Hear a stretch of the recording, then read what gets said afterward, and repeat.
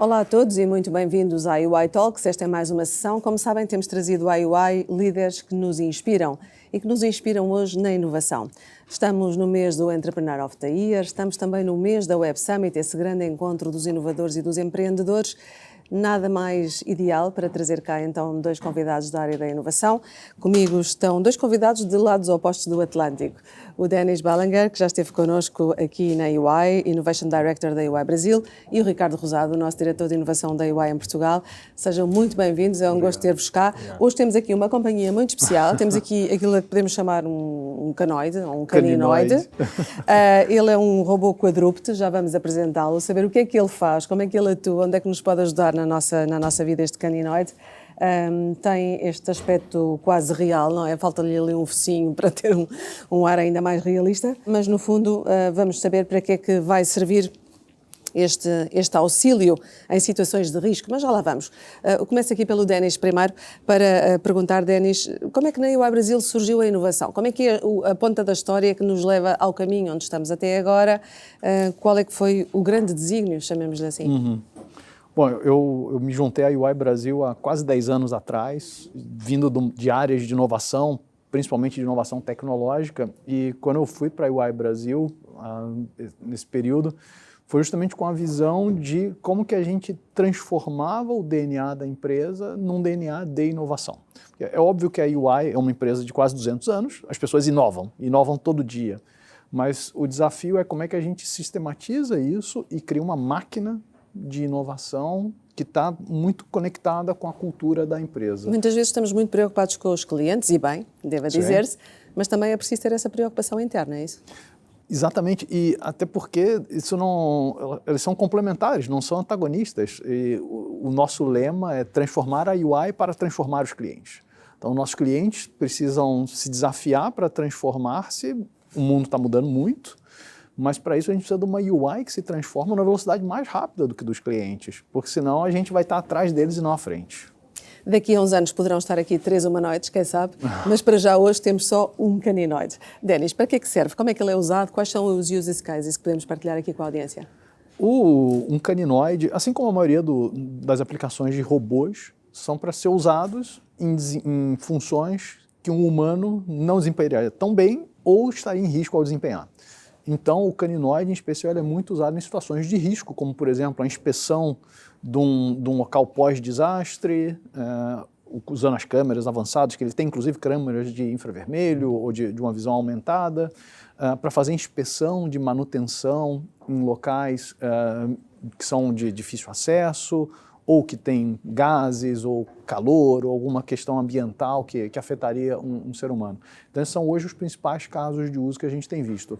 E é interessante porque ele ajuda justamente assim, muito do propósito da UI, que é atuar em situações em que é necessário alta confiança, mas usando uma tecnologia avançada. Então ele junta um pouco a visão da inovação para ajudar a UI a cumprir o seu propósito. Nós estamos em Lisboa, estamos numa cidade em que há risco sísmico, estamos à beira-tejo, ainda para mais aqui em Alcântara. Portanto, numa situação de um terremoto, como já aconteceu em Lisboa, poderia ser uma ajuda para salvar. Certamente, porque ele consegue ir como frente avançada para fazer a primeira inspeção, carregando câmeras. Eventualmente ele consegue carregar uma carga, um payload alto. Então ele pode também levar algum tipo de suprimento avançado ou um equipamento de ajuda que é muito usado em alguns tipos de operações, inclusive operações militares, como um animal de carga, né? Para carregar alguma coisa para auxiliar os profissionais que estão ali na frente mais avançada de resgate. Muito bem. Ricardo, vamos deixar se calhar a demonstração mais para o final, para falarmos um bocadinho primeiro e depois vamos vê-lo em movimento, em ação propriamente dita. Mas perguntar-te, ao longo destes meses que estás na UI, pouco mais de um semestre, como é que evoluiu a inovação e como é que o Brasil nos inspirou também? Bom, exatamente começando por aí, o Denis esteve cá no lançamento do nosso programa de inovação, do Prisma. Nós tivemos, na primeira fase, a montar o programa, a criar uma identidade no programa, a estruturar. Nós estamos divididos em 3 áreas. Temos o Prisma Labs, o Prisma Hub e o Prisma Tech.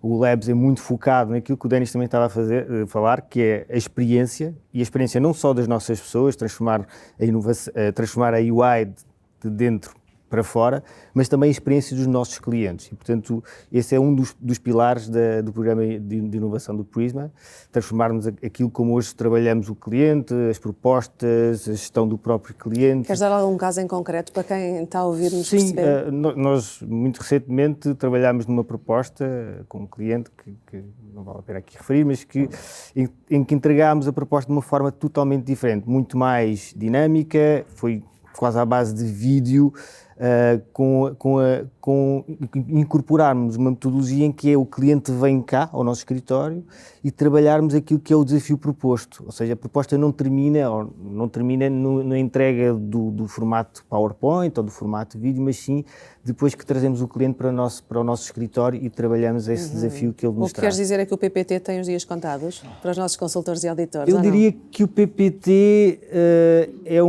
ainda é uma ferramenta útil, mas nós estamos num momento em que podemos tirar partido de outras tecnologias e de outros formatos para captar um bocadinho, formatos inovadores, para captar aquilo que é o interesse dos nossos clientes, sim.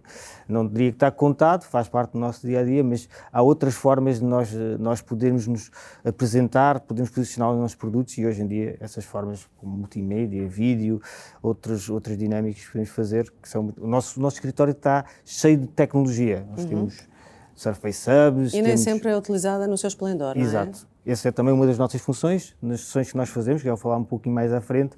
Nós trabalhamos isso, utilizar essa tecnologia para podermos potenciar aquilo que é a experiência do cliente e dos nossos colaboradores. Muito bem, isso vai nos ajudar na produtividade, na eficiência, também na criatividade. Denis, o Brasil é um país também criativo e inovador, mas é um país também muito diverso em termos culturais, não é? Tem estados muito diferentes, são vários países num, eu acho que podemos dizê-lo. Como é que se constrói uma cultura de inovação quando o público-alvo é tão diverso? Bom, é um desafio, mas ao mesmo tempo está no centro do que a gente trabalha. Então a gente tem que colocar as pessoas da UI no centro de um movimento de inovação. Quem inova são as pessoas. Então, desde do lançamento do nosso programa, há muitos anos atrás, a gente colocou como elemento central a parte de cultura e comunidades de inovação.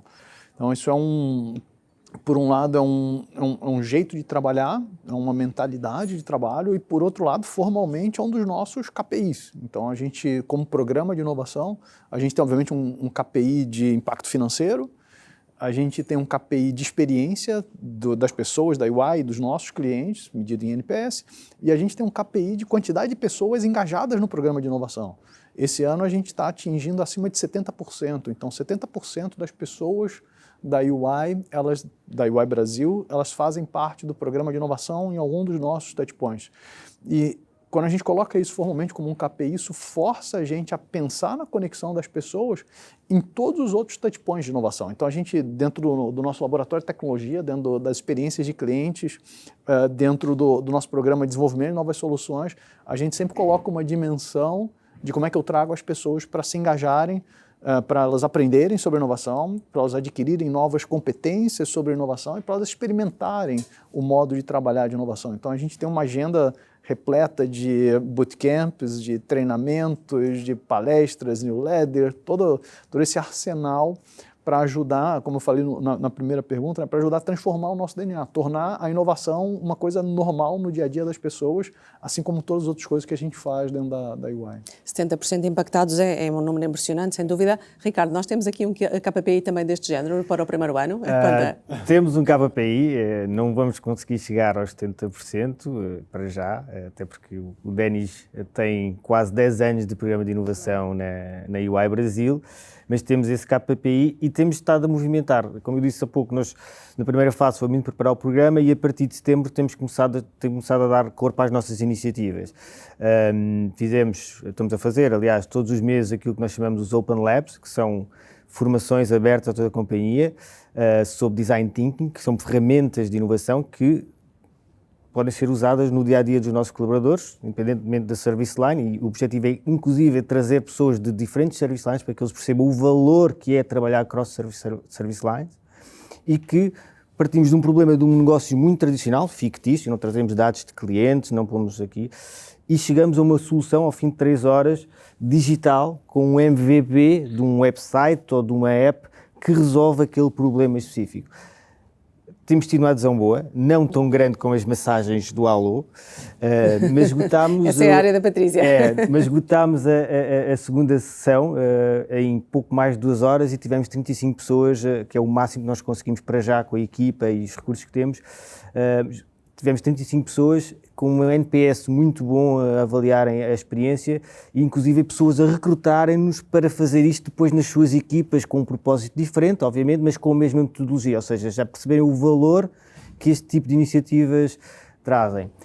Pegando aqui no tema da cultura, não temos a diversidade cultural que o Brasil tem enquanto país, mas temos muita diversidade dentro da UI Portugal, com pessoas de várias nacionalidades, vários credos, religiões. Como é que consideras que a inovação pode ser transversal e também a fazer uma espécie de um all-in desta diversidade cá dentro? Bom, é que falava há pouco que todas as nossas iniciativas são cross-service lines e é mostrar o valor que isso traz para a companhia. Aliás, um dos nossos objetivos estratégicos é sermos um one-stop shop, portanto, percebemos os nossos clientes terem essa percepção.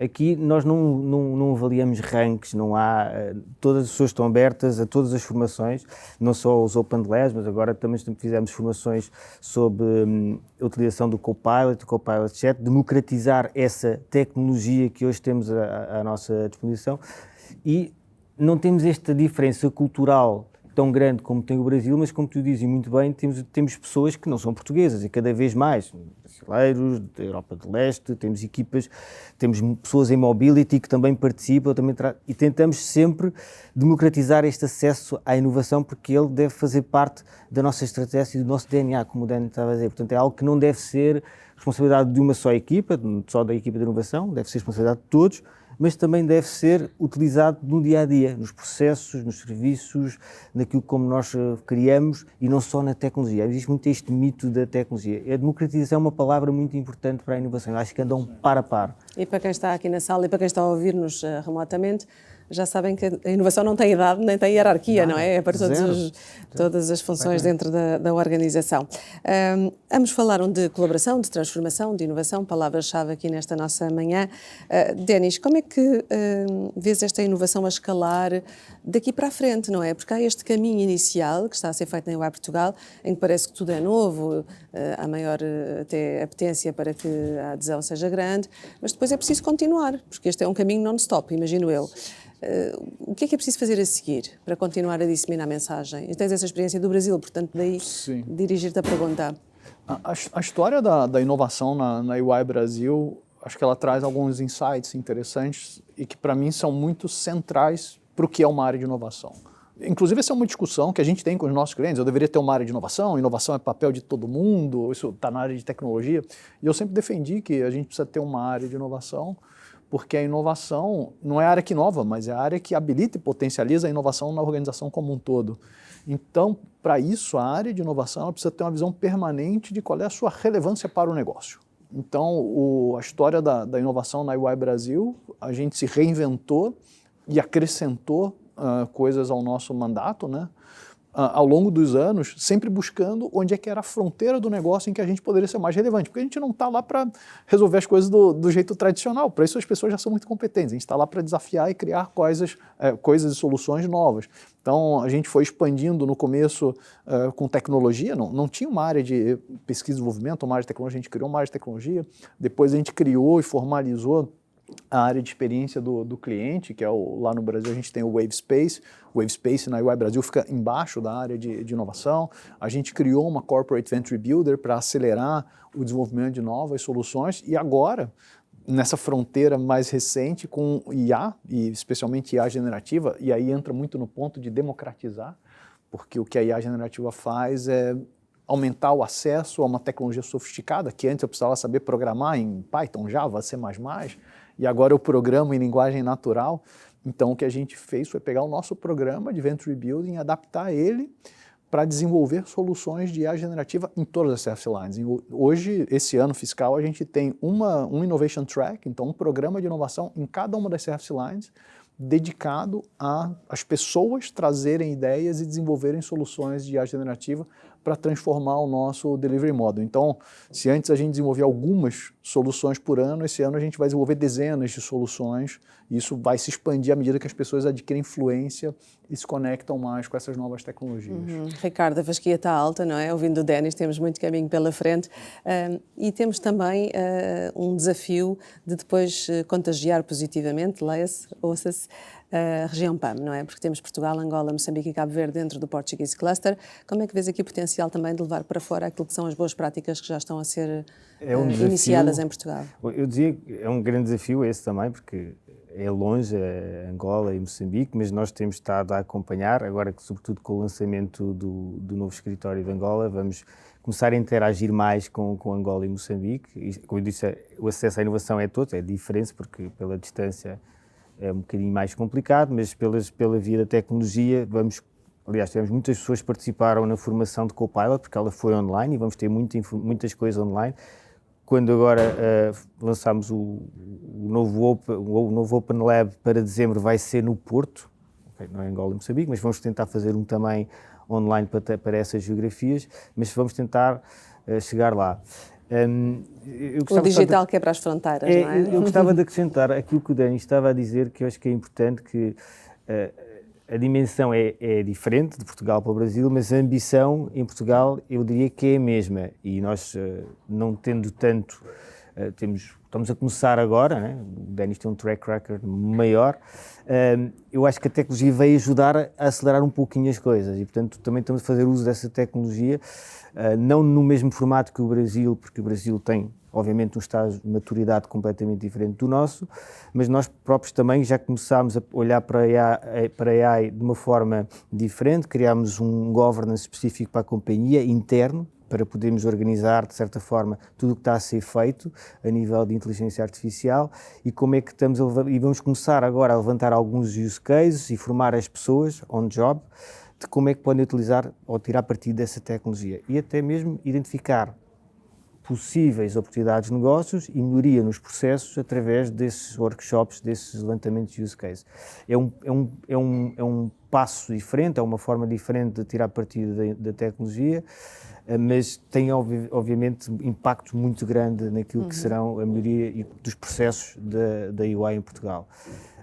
Não temos, só para não me perguntares, mas não temos para já nenhum Corporate Venture Studio, como tem o Brasil, porque estamos um bocadinho ainda numa fase inicial, mas temos essa ambição. É bom dizer que no próximo fiscal year temos essa ambição, queremos também ouvir as nossas pessoas, neste momento estamos-lhe a dar ferramentas, estamos a transformar mais do ponto de vista de educar, dar ferramentas, as pessoas perceberem o que é isto da inovação, o design thinking, o service design, a utilização da AI. No próximo ano queremos passar para o patamar de poder começar a trazer o insumo, as ideias das pessoas e trabalhás numa loja de Corporate Venture Studio e chegarmos a novos produtos, novos serviços, tal qual como o Brasil e como outras organizações, próprios clientes nossos fazem isso, nós vendemos programas de inovação, a UI vende e portanto temos esse conhecimento de estruturar a inovação e tirar partido dela para o negócio. Mais do que educar é criar literacia, não é? Isso é muito importante. Denis, algum conselho aqui para o Hemisfério Sul que está também a trabalhar com Portugal no Portuguese Cluster, Angola, Moçambique, Cabo Verde? Tens essa experiência também multicultural? Se engajem, entendam que a inovação ela tem esse papel de conectar. Aliás, a diversidade ela é fundamental para a inovação, porque para inovar você precisa trazer perspectivas diferentes. Quando dizes se engajem, portanto, liguem-se, interliguem-se, conectem-se, participem. Participem, entendam que é para vocês, entendam que todos vocês da empresa podem contribuir, podem trazer suas perspectivas pessoais e isso vai ser enriquecedor para o programa de inovação. Então, minha recomendação é essa. Há pouco falaste que já temos muito bom serviço tradicional, e é verdade, não é? Todos confirmamos isso todos os dias, que fazemos tudo com muita qualidade, mas agora é preciso inovar. Pegando no tradicional, sentiste muitas resistências na implementação da inovação do lado das service lines que possam ser um pouco mais conservadoras? Como é que deste a volta a isso? Eu não diria resistência, é lógico que existe toda uma preocupação quando a gente vai para os serviços mais regulados, auditoria, por exemplo. A gente tem limites em que a gente pode atuar diretamente, limites em que a gente precisa atuar com times mais centrais da UI Global, que cuida das metodologias, principalmente na parte de tecnologia. mas eu não diria que há resistência. Há, naturalmente, um ceticismo com tudo com aquilo que é diferente. Então, quando a gente começou o programa de inovação há 10 anos atrás, talvez a maioria das pessoas olharam aquilo e falaram, é interessante, mas talvez não seja para mim. Mas esse é um fenômeno interessante de que a gente vai adquirindo pessoas à medida que a gente vai mostrando os resultados. Então a gente começa com um pequeno grupo de talvez mais entusiastas e quando as pessoas veem o resultado e, puxa, acho que eu queria isso também para a minha service line, para a minha subservice line. É o que eu falava da relevância. A relevância ela é dada você mostrando o valor e mostrando o resultado para cada um dos líderes ou líderes de sublinhas ou linhas de serviço. Então esse foi um movimento que a gente foi fazendo ao longo do tempo, o que impactou também a maneira como a gente olhava a própria área de inovação. A inovação foi se expandindo em entregas, em tamanho, o tamanho da equipe. No começo era eu sozinho, hoje somos em 17 pessoas, como resultado dessa expansão, não por uma expansão de dentro para fora, mas uma expansão puxada pela demanda interna da própria firma, que foi vendo a relevância do que a gente fazia. Ricardo, já agora para quem acompanha menos a evolução da área da inovação, no início também era só tu, agora já são 3, não é? É uma história parecida, somos 4. Agora já são 4, já evoluiu para 4. Juntou-se a Gabriela Sim. agora esta semana, somos 4 e temos aqui mais a oportunidade de crescer um bocadinho mais, não muito. Mas a história é parecida. E a história, inclusive, isto que o Denis está a dizer, eu já assisti noutra experiência passada minha, na minha carreira, também ligada à inovação, mas que eu começo a ver aqui dentro na UI. Portanto, à medida que nós vamos criando estas dinâmicas, estes workshops, estas relações com os service lines, elas começam a vir ter connosco. E isto é muito interessante, porque é assim que realmente funciona. Mas eu partilho totalmente da visão... Portanto, são embaixadores naturais que vão surgindo, não é? À medida que a inovação vai avançando. Denis, olhando para o futuro da inovação na UI Brasil, se tivesses de escolher uma palavra do que aí vem, qual é que seria? Para mim tem uma palavra-chave, sempre que eu falo de inovação, é uma palavra que eu repito sempre, é audácia. Inovação tem tudo a ver com audácia. O nome do nosso programa, Beyond Labs, o Beyond é isso, é ir além do que é o que naturalmente a gente faria. Então, para mim, audácia é a palavra que guia todo o conceito de inovação. Eu estou vendo ali a frase do Fernando Pessoa, né? E ele no Alberto Caeiro, ele tem eu não sou do tamanho da minha altura, eu sou do tamanho do que eu vejo. E essa é a visão da audácia. Então, a gente enxergar ao longe e mobilizar a organização para passar por essa transformação. Queres ler a frase do Fernando Pessoa que ele está, porque quem está em remoto não está a ver? Tem em mim todos os sonhos do mundo. Então, para mim, essa é a questão. A gente, como UI, a gente conseguir se imaginar num futuro transformador e, como inovação, a gente materializar, concretizar isso e tornar a transformação real no dia a dia das pessoas e da firma. Portanto, a bandeira do Brasil poderia ser ordem, progresso e audácia. Seria ótimo, aliás. No caso de Portugal, Ricardo, que palavra te ocorre? Não podendo usar a palavra do Denis para não repetir, mas embora concorde não com vale ele... copiar, não vale. Não. Eu diria que pela fase em que nós estamos, a palavra é desafiadora. Eu acho que nós temos um desafio, estamos a começar, o desafio é grande, não só porque ser um programa de inovação interna e temos de transformar a UI, como o Denis dizia no início, é uma empresa muito tradicional, existem silos, existem as nossas service lines, mas também existe muita vontade. Mas pronto, eu acho que é desafiadora também pelo contexto em que nós vivemos, neste momento pela economia, tudo mais, e portanto eu diria a palavra que eu utilizaria é desafiadora, porque eu espero que tenhamos longos anos pela frente, pelo menos 9 ou 10 como o Denis, mas estamos muito no início, não é? E portanto o desafio é alto, as expectativas também são grandes, e essa seria a palavra que eu usaria. Denis, enquanto o nosso caninoide descansa aqui um pouco ao nosso lado para entrar em ação daqui a pouco, o que é que mais te impressionou em Portugal nesta interação que vais tendo com o país? Vais conhecendo o mercado, vieste ao Web Summit, o que é que se destaca no teu entender? A minha ligação com Portugal é muito forte, minha família vem de Portugal, eu sou natural de Portugal e Brasil, e eu sempre tive muito orgulho dessa herança portuguesa, porque, assim como eu falei da audácia, Portugal é um país que tem muita audácia na sua história, é um país que sempre foi além, a palavra, eu comentei isso quando a gente fez a abertura aqui do programa de inovação, a palavra descobrir é uma palavra de origem portuguesa da nossa língua. E o que eu fico muito feliz, já vindo 4 anos para o Web Summit, esse é meu 4º ano aqui no Web Summit em Lisboa, é ver como cada vez mais Portugal vive essa sua herança de descobrir, de ir além, através da inovação, da tecnologia e do empreendedorismo. Então, cada ano eu venho aqui no Web Summit, o Web Summit está maior, mais conectado, mais presença de startups portuguesas, de empresas portuguesas. E encontraste muitas brasileiras também? Muitos brasileiros, naturalmente o Conexão Brasil-Portugal é enorme, então os brasileiros tratam o Web Summit Lisboa como seu segundo Web Summit, agora que a gente tem o Web Summit Rio também, né?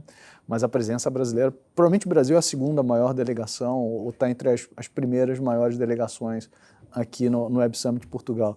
O que é também um ponto de muita alegria para mim de ver essa conexão também na pauta de inovação entre os dois países. Muitas vezes usamos na UI a frase a ponte que nos liga, até porque estamos aqui perto da ponte 25 de Abril, e há uma ponte que nos liga claramente também ao mercado brasileiro. E estamos no mês da Web Summit, no mês do Entrepreneur of the Year, como eu disse no início desta talk, um mês de inovação, eu diria, da audácia e de desafio, que são as palavras aqui escolhidas pelo Ricardo e também pelo Denis. Chegámos ao fim desta talk, mas não queria deixar de conhecer aqui este caninoide, como é que ele nos vai ajudar em situações de um eventual sismo em Lisboa, que esperamos que não aconteça, claro, que não volte, e noutras situações de resgate, de urgência, em que podemos contar com a tecnologia. Vamos colocá-lo em ação, Ricardo? Vamos a isso.